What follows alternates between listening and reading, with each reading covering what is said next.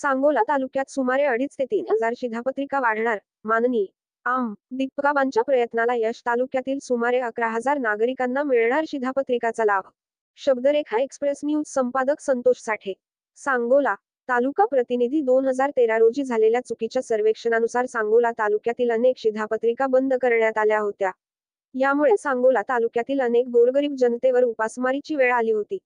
ही बाब लक्षात घेऊन राष्ट्रवादी काँग्रेसचे जिल्हाध्यक्ष माजी आमदार दीपकाबा साळुंखे पाटील यांनी राज्याचे अन्न व नागरी पुरवठा मंत्री छगन भुजबळ यांच्याकडे सांगोला तालुक्याचा इष्टांक वाढवून मिळावा अशी लेखी निवेदनाद्वारे मागणी केली होती.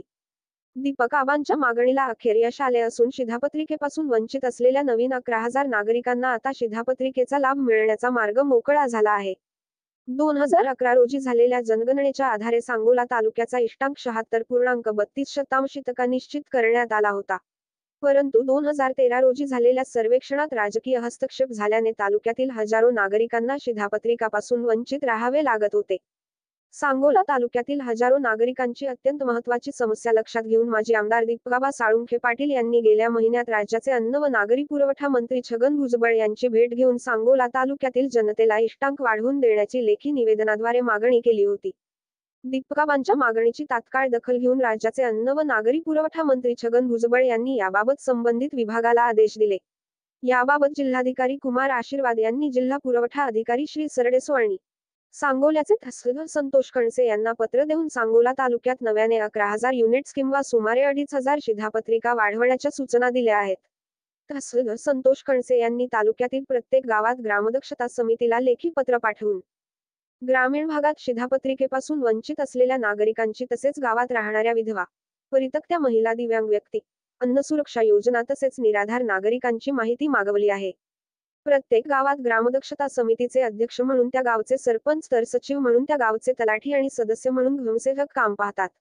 शिधापत्रिकेच्या लाभापासून वंचित असलेल्या पात्र लाभार्थ्यांना लवकरात लवकर नव्याने शिधापत्रिका मिळणार असून या शिधापत्रिकेवर शासनाच्या मोफत अन्नधान्य योजनेचा लाभही मिळणार असल्याने तालुक्यातील हजारो वंचित नागरिकांमधून आता आनंदाचे वातावरण निर्माण झाले आहे.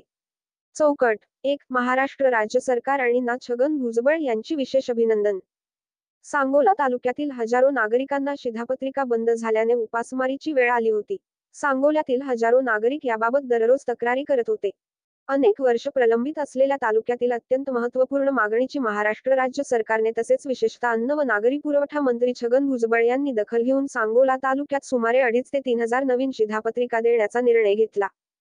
त्याबद्दल राज्यातील सत्ताधारी महायुतीच्या सरकारचे आणि छगन भुजबळ यांचे सांगोला तालुक्याच्या वतीने आम्ही सदैव आभारी राहू. आणखी जे पात्र लाभार्थी शिधापत्रिकापासून वंचित राहतील त्याबाबतही वरिष्ठांनी शब्द दिला आहे. त्यानुसार एकही पात्र लाभार्थी शिधापत्रिकापासून वंचित राहणार नाही याची प्रकर्षाने काळजी घेऊ. माननीय दीपकाबा साळुंखे पाटील, जिल्हाध्यक्ष राष्ट्रवादी काँग्रेस पार्टी.